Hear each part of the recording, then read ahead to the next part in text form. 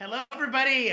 My name is Elijah Desmond, and I am your host today with the Backstage Pass podcast. And we have with me today the one, the only, and my personal CPA and tax strategist, Steve Nance. How you doing, Steve? I'm doing good. How are you, Elijah?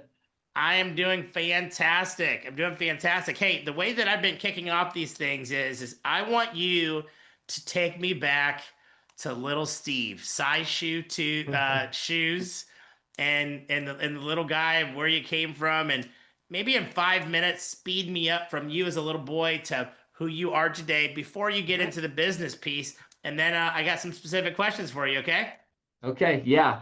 Well, I'm glad you asked me that because I used to not share some of my backstory, and I'll explain why in just a second. But Okay. so I grew up in Utah, still live in Utah, and uh, other than 3 years of my life, I've lived in Utah my whole life. Hmm. And I was raised, my dad worked for the IRS growing up, which is part of the backstory I used to not share. And then I went to school here in Utah, bachelor's, master's at state colleges, and then my first job out of my master's, well, technically my second job, but my first real job, I'll say, was actually working for the state of Utah as through the Utah State Tax Commission as an auditor for corporate tax. So my background before going into public accounting was focused more on compliance. People might call it the dark side. That's what people used to call me when I first came to the firm here, that I transferred from the dark side. Um, and anyway, my focus was more focused on the compliance and making sure people are paying enough taxes. And then transferring over to public accounting, started working with business owners on their side and realizing that, I'm always one that I want to do the tax and accounting right.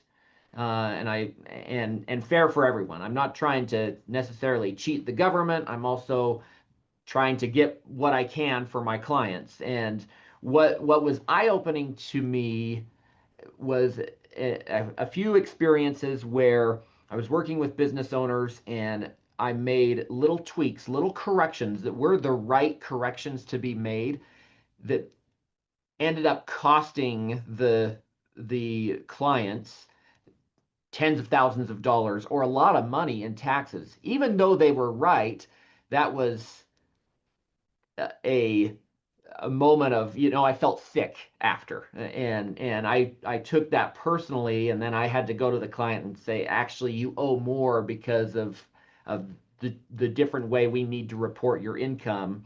And it was really eye-opening on how much taxes can be burdensome to people, to business owners specifically.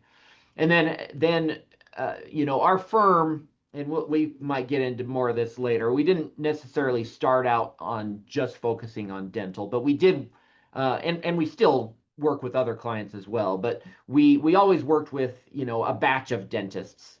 And initially working with dentists, I I saw the good side of dentistry, the side that people see on paper. They see, oh, you're making, 500,000 a year and you're working 3 days a week. Well, that's awesome because I don't know of very many professions in the world where you can make so much money and have such a great work-life balance. It's really a great opportunity, and it still is.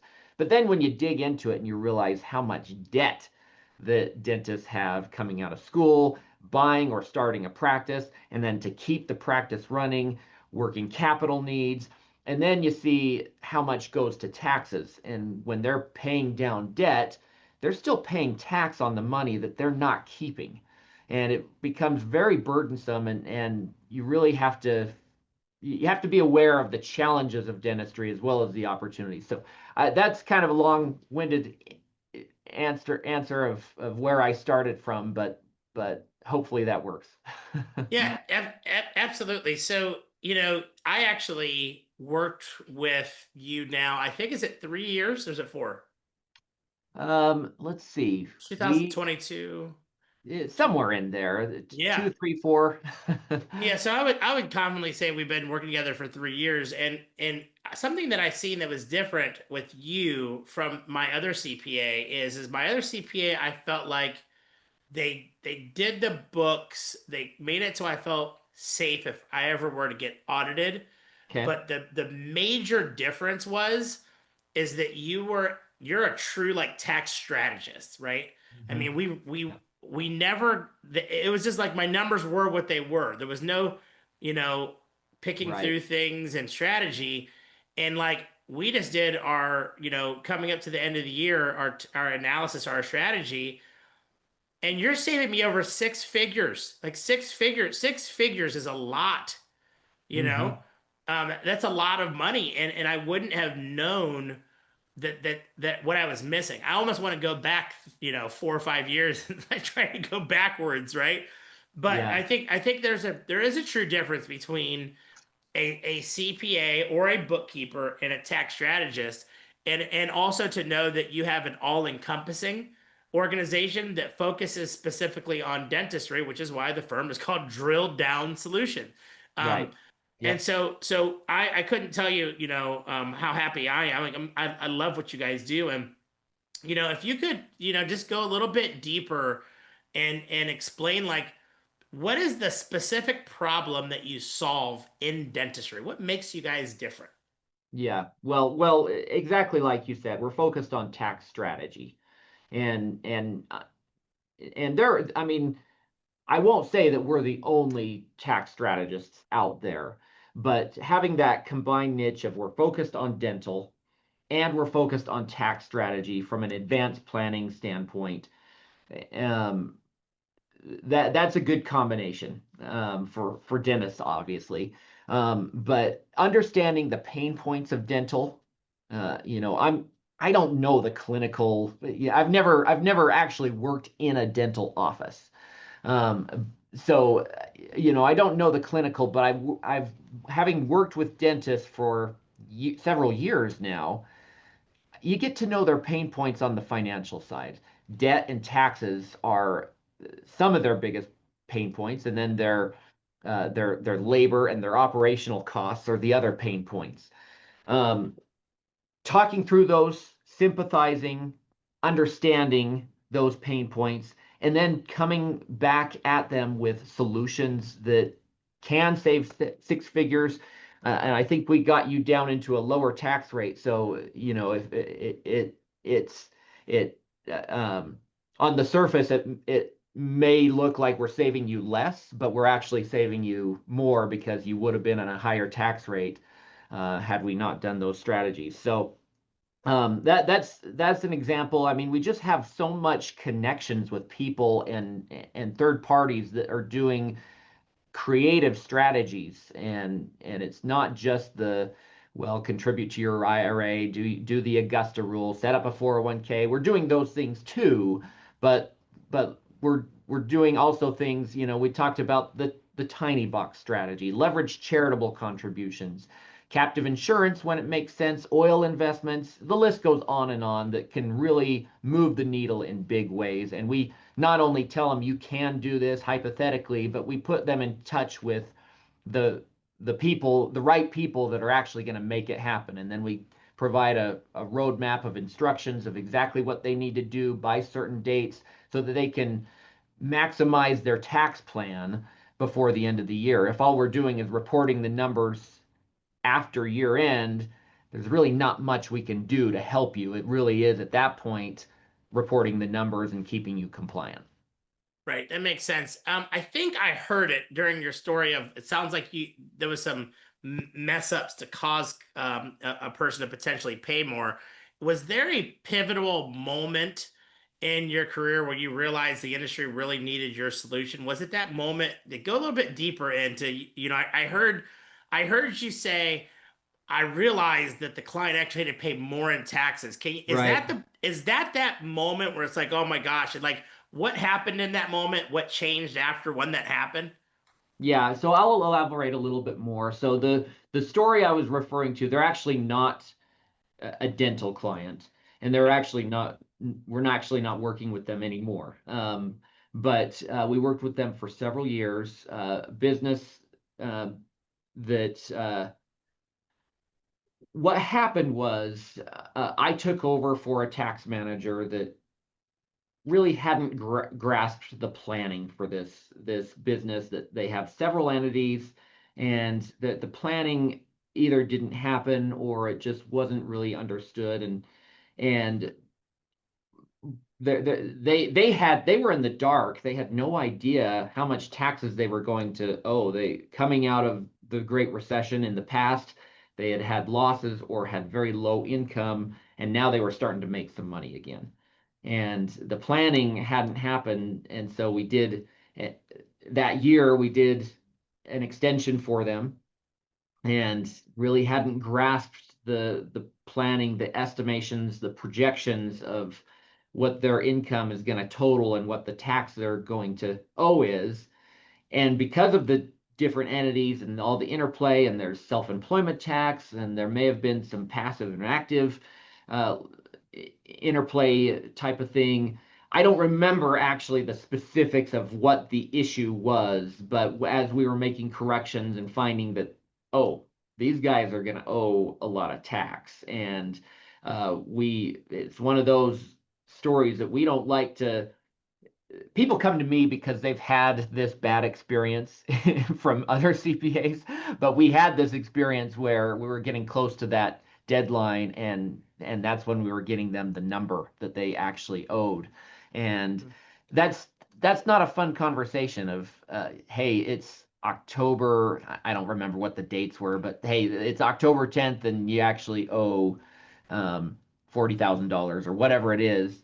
Those are not fun conversations. And then to come back to them and say, actually, there was a tweak and you actually owe a little bit more, or or I can't remember how much more, but those are not conversations. That was 10 years ago or so. And but those errors and those bad moments are really what stand out as learning opportunities to avoid for the future. I actually remember a few years ago when you got me a return. Yeah. You got me a return. That was awesome. That was awesome. Well, part of my learning experience for that is when I'm planning with people, I try to put a little bit of a buffer into the tax projection so that if anything, because things happen in fourth quarter when we're doing planning, we really don't have the full end of year numbers yet.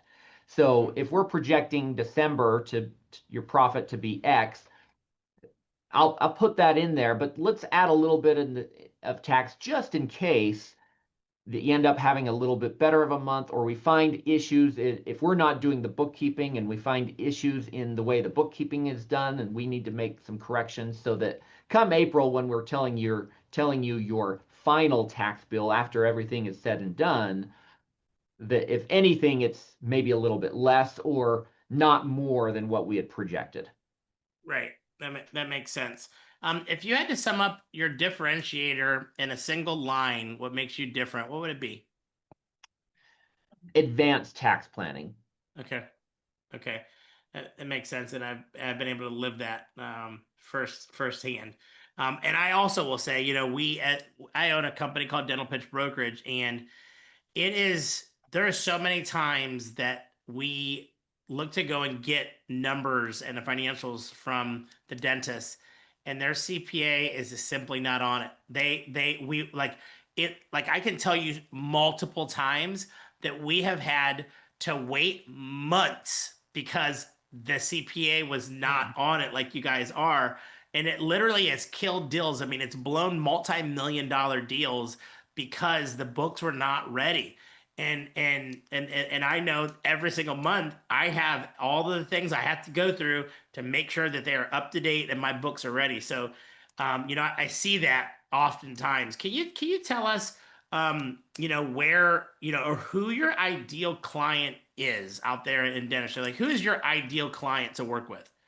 Yeah, great question. So, a dentist that's it can, I mean, most of our clients are still privately owned dental practices. We're starting to break into the DSO world a little bit and work with some small groups and things like that. But um, I would say a dentist with anywhere between 1 to 10 locations and and grossing at least 2 million is ideal.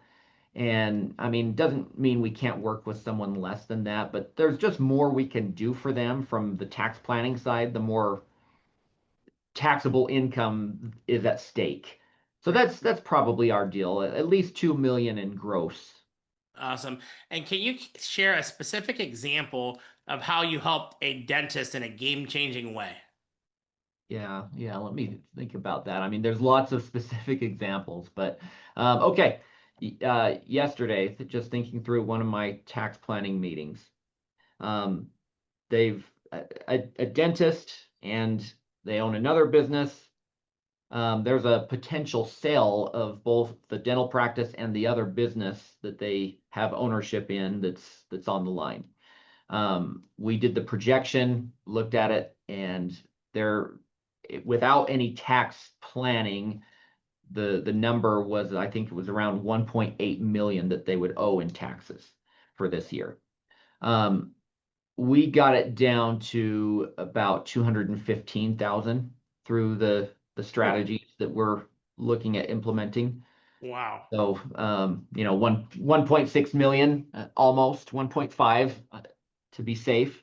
Now they're going to have to invest in some things so that's not the full net number that they're saving, but Yeah. definitely moving the needle in a huge way that, I mean, you're selling your business. That's a one-time event. Maybe you're getting some of that. In this case, there's going to be some residual they're going to get next year.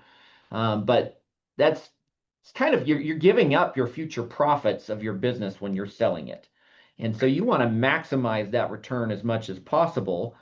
And if we can, I mean, in this case, we get you another million out of your sale essentially by reducing the tax.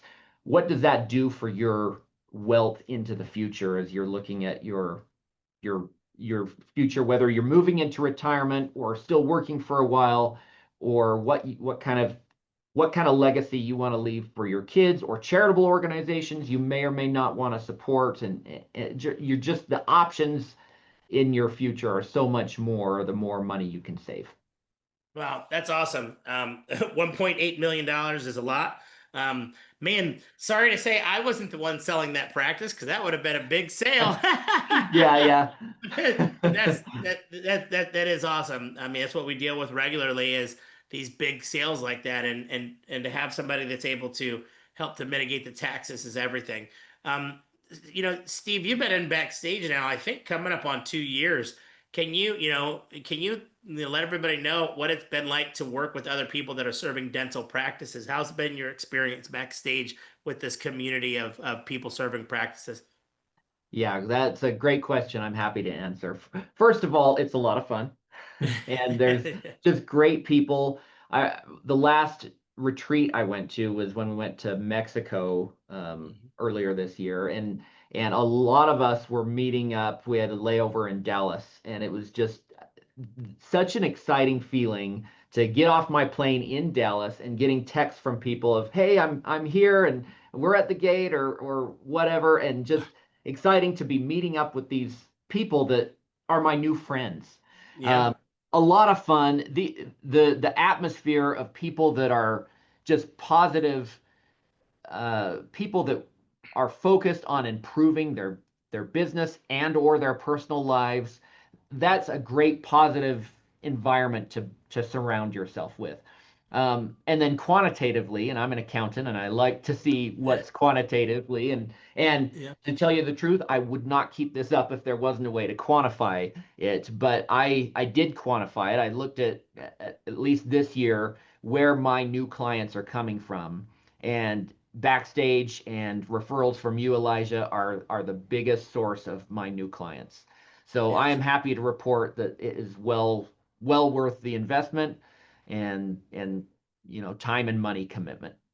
Absolutely. Well, I'll tell you this, Steve. The best way to get new clients is serve hard and do good at what you do, right? Yeah. At the end of the day, and you've been in for a couple of years, and everybody genuinely sees how well that you serve dental practices.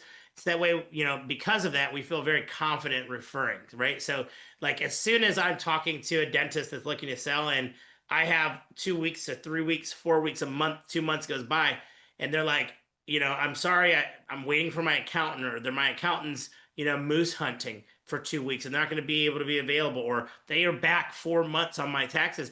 You're the go-to person, period.